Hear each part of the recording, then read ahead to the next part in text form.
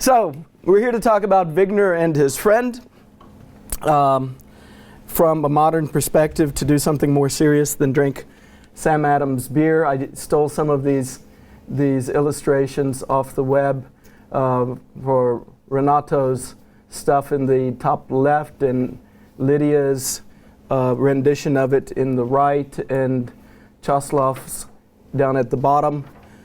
At the APS March meeting, Bill Wooters gave a talk on a quantum measurement course that he took with John Wheeler in 1977 and 78. And in his talk, so I also stole this out of a talk. In Bill's talk, he was talking about how the hippies saved physics, or how actually they had no influence on the people thinking about quantum information. And he showed this photo taken at, how do you say it, Bad Windsheim?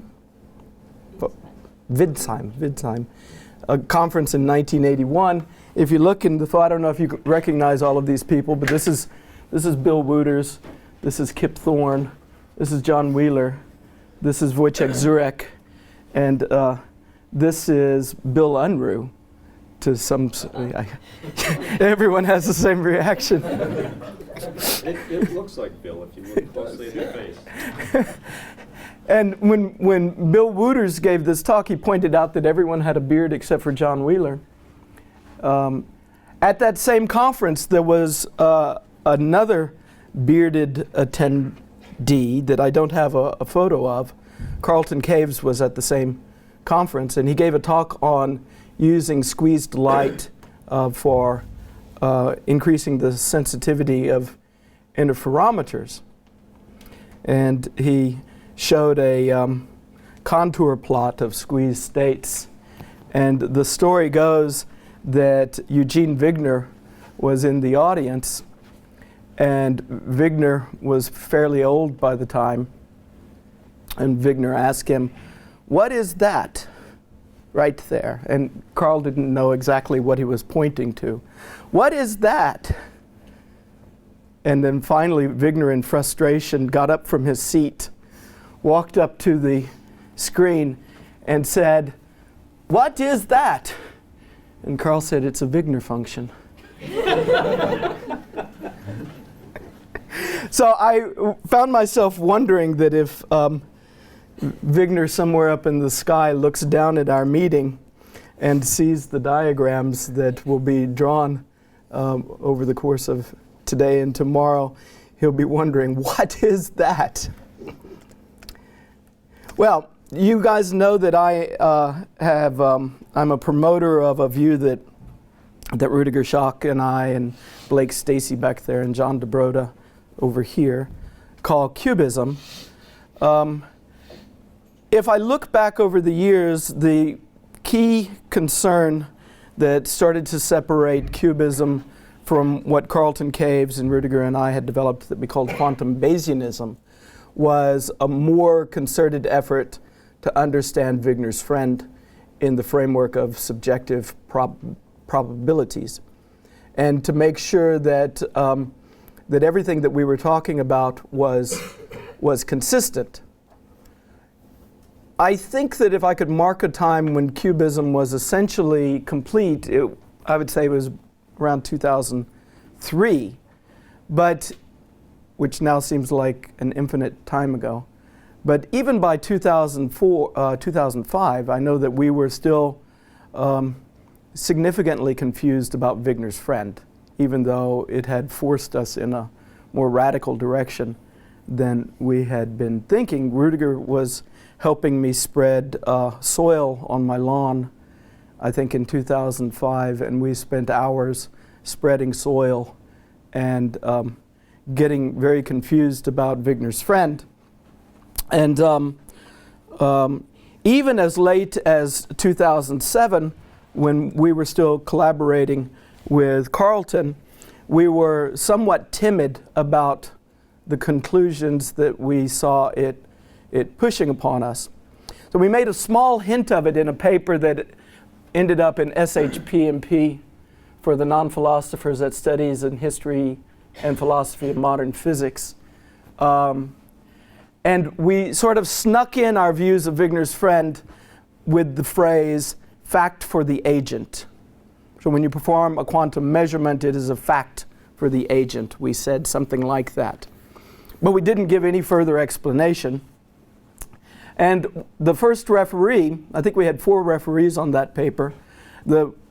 One of the referees, I shouldn't necessarily call him first, one of the referees was very constructive and very helpful.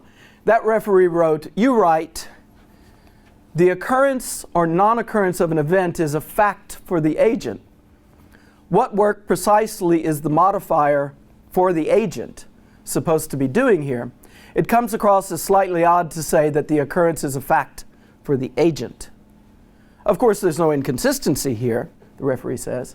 Apparently, facts are facts for everybody, on your view, but still the way you put things here strikes me as misleading somehow. Now, when I wrote a response to the referee, I said this paper does not emphasize it. And I think I took out the part where I said because my co-authors won't let me emphasize it. This paper does not emphasize it, but no, we do not mean the facts we are talking about here are facts for everybody. We mean that the facts too are personal, though in a very careful sense. A better exposition would have emphasized the full setting of our view, and then I listed four points of that view. We do not go any further than points 1 through 4 warrant by giving the data gathered in a quantum measurement. But we don't go any further than points 1 through 4 warrant by giving the data obtained in a quantum measurement an autonomous existence, a fact for everybody. For instance, as something beyond the agent's sensations, that would run into inconsistencies in a Wigner's friend scenario. These were the sorts of things that Rudiger and I were discussing as we were spreading soil over a lawn in New Jersey. Nonetheless, quantum measurement outcomes are beyond the control of the agent. They are only born in the interaction and thus are not functions of the agent in the way that his degrees of beliefs are. And of course, by degrees of belief, we were thinking about quantum states from our point of view, or degrees of belief. So those things are functions of the agent, but what the friend finds in the box when he performs a measurement is something that is not a function of him, but rather is a surprise to him with respect to his probabilities. But nonetheless, it's still personal. So I've had a long involvement in thinking about Wigner's friend in more primitive ways than I think you guys are going to tell us about in your talks. But it was thinking about Wigner's friend that was really the start of Cubism. And so when Matt Leifer suggested that we organize a satellite meeting to the APS meeting as a way of attracting people here, I thought now is the time might just be ripe to talk about Wigner's friend again with all of the great developments. I hope, of course, we're going to talk about lots of technical things, but I hope in your minds you won't shy away from some really big questions, or at least keep them in the back of your minds. In other words, understand this meeting as, how shall I say, as a precursor to some of the work you do over the next 10 or 20 years when you turn 54 and you're getting a little gray. And so don't shy from the big questions. 10 years older than you. No one was better at asking really big questions than John Wheeler. I'll come back to him now. I guess probably everybody in this audience has seen Wheeler's famous U symbol for the universe. And he sometimes would describe this as the Big Bang. The Big Bang led to evolution and ultimately to observers. And in Wheeler's thinking, somehow the observers did something back at the Big Bang. And that's what the dotted line is about. Amanda Gefter is here. She's in the back corner. She's a science journalist. But she's much more than a science journalist. She's, I wouldn't even say amateur scientist. By my view, Amanda is effectively a physicist like all the rest of us. She spent a load of time studying John Wheeler's notebooks, and I hope she'll forgive me for using a lot of her material for the remaining 8 minutes of this talk. She's gone through Wheeler's notebooks. This is a photo that Amanda took, and dug up this quote. "The quantum principle," Wheeler says, "has demolished the view we once had that the universe sits safely out there, that we can observe what goes on in it from behind a 1-foot thick slab of plate glass without ourselves being involved in what goes on. We have learned that to observe even so minuscule an object as an electron, we have to shatter that slab of glass. We have to cross out that old word, observer. We have to cross out the old word, observer, and replace it by the new word, participator. In some strange sense, the quantum principle tells us that we are dealing with a participatory universe." This quote came back to mind again after Bill Wooter's talk the other day, because there was a journalist from Nature talking to him, and the journalist wanted to know what was the quantum principle. And then that led me to think about how many times I'd read Wheeler talk about the quantum principle, and Bohr talk about the quantum postulate, and from neither one of them could I ever get a precise statement of what the hell they were talking about. Okay, so I understand the idea that we've got to demolish the glass. That's all cool. But he says it's the quantum principle that is powering that's making that happen. So I think we should be thinking about this, and I think the appropriate setting for thinking about it is to be thinking about Wigner's friend. Let me make use of Amanda again by telling you, and please forgive me, I actually used a lot of your slides. Amanda was in Stellenbosch, South Africa at a meeting I organized in 2017, and she gave us a wonderful talk with 138 slides. And I'm only going to use 5 of them for you guys. But here's Amanda's way of expressing, at least heuristically, what the quantum principle that Wheeler had in mind might be about. So she took Wheeler's U for the universe, and in place of the Big Bang, used a tree instead. And so you can see there's the U. She says, you have a subject and an object. Mostly they seem like separate things, but when you look closely enough, you find that they are conjoined, that there's this piece of connective tissue where they can't be pulled apart, because within that region, there's no way to say which is which. Subject and object are conjoined.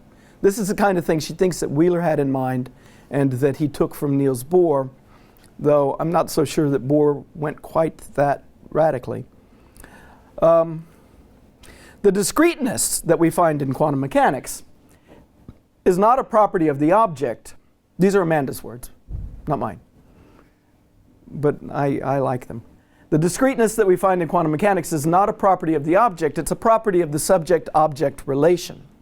I think a useful way of thinking about this is to see Bohr's quantum of action as a kind of coupling constant between subject and object, between the observer and the observed. As you turn the strength of that coupling down, the area of overlap gets smaller and smaller, and if you turn it all the way down to 0, observer and observed can be neatly separated. It recovers classical physics, and it frees the object from its subject so that it can be shared by other subjects. And I think this is going to be an important consideration, especially when Chaslov stands up and says there are no facts for the world. So notice how observer and observed can be neatly separated. It recovers classical physics, and it frees the object from its subject so that it can be shared by other subjects. So one ends up with a picture like that. There's the single object, and then there are all of the observers observing it, and they're cleanly separated from it. But of course, H is not zero, and so we have to contend with the irreducible coupling between subject and object that Bohr would say is the very essence of quantum physics, and I would say ought to inform our philosophical discussions, in that realism is about an object decoupled from any subject, and which you can't do. And idealism, the opposite extreme, is about a subject decoupled from any object, which you also can't do. But what does that leave you? She asks. Sometime later in the talk, she talked about John Wheeler again, and she said, up until the 1960s, Wheeler didn't think that observers should play much of a role in fundamental physics. Throughout the 1950s, he had been obsessed with the idea of building the entire universe and all of its contents out of space-time. But as Wheeler delved deeper into the physics of gravitational collapse, he realized that you can't avoid singularities, and that at the singularity not only would space-time itself disappear, but all the laws of physics as we know them, all conservation laws, would disappear too. If space-time is destroyed in gravitational collapse, it wasn't fundamental enough to be the basement level ingredient of ultimate reality. And so Wheeler asked himself, when space-time and all the conservation laws are destroyed in gravitational collapse, what survives? And the only answer he could come up with was the quantum principle. What is the quantum principle? She even asks herself. It seemed to go back to the fundamental coupling between subject and object. The kind of view that I think Wheeler landed on, and something that I think is, or at least Rudiger and I feel, and may potentially Blake and John do too, is that it motivates a view, a certain take, or a certain research direction for what the fundamental stuff should be, if I can use that kind of language. Rudiger has convinced me not to say that it's an ontology, but it motivates a certain view of what the fundamental stuff could be, and I think it's along John Wheeler's lines. It's the fundamental spark that is quantum measurement. It's the little connective tissue that Amanda talked about. Neither subject nor object, but the stuff that makes the universe fly. If anyone was at Bill Wooter's talk, he did a great rendition of the story of Wheeler putting all the equations of physics onto the floor and on pieces of paper, and then standing back from the pieces of paper and looking at them and saying, these are the fundamental laws of physics. Now fly! And the papers, of course, just sat there. And then Wheeler more commandingly looked at them and said, these are the fundamental laws of physics. Fly! And nothing happened. And then he turned to the audience and said, they don't have the power to fly. But the universe flies. And until we understand the real principle that makes the universe fly, then we really haven't gotten off the ground with physics. So he played with the idea that this connection between subject and object was the stuff that made the universe fly. So think big thoughts. Here's an example of John Wheeler thinking a very big thought, a dangerously big thought. Wheeler said at a conference at Jesuit University, it's difficult to escape asking a challenging question. Is the entirety of existence, rather than being built on particles or fields of force or multidimensional geometry, built upon billions of elementary quantum phenomena, those elementary acts of observer participancy, those most ethereal of all entities that have been forced upon us by the progress of science? A theologian in the audience, a man named Richard Elvey, said, Dr. Wheeler, who was there to observe the universe when it started? Were we there? Or does it only start with our observation? Is the Big Bang here? And Wheeler said, a lovely way to put it. Is the Big Bang here? I can imagine that we will someday have to answer your question with a yes. Each elementary quantum phenomenon is an elementary act of fact creation. That's a key question here. That is incontestable. He thought it was incontestable. But is that the only mechanism needed to create all that is? is what took place at the Big Bang, the consequence of billions upon billions of these elementary processes, these elementary acts of observer participancy, these quantum phenomena? Have we had the mechanism of creation before our eyes all this time without recognizing the truth? That is the larger question implicit in your comment. I was lucky enough to work with John in 1984 and 85, or I didn't work with him, to be more accurate. I sat in his office when he worked with people like Bill Wooters and Wojciech Zurek and others. And I found these words inspiring back then, and I continue to find them inspiring. And but this is physics of the future. In the meantime, I think we have to take the baby steps that will allow us to understand these issues in somewhat of a precise way so that we can either strike them down or make sense of them in the long run. So I hope we have a good meeting. Thank you all for coming. And now I relinquish the chairmanship to our first speaker.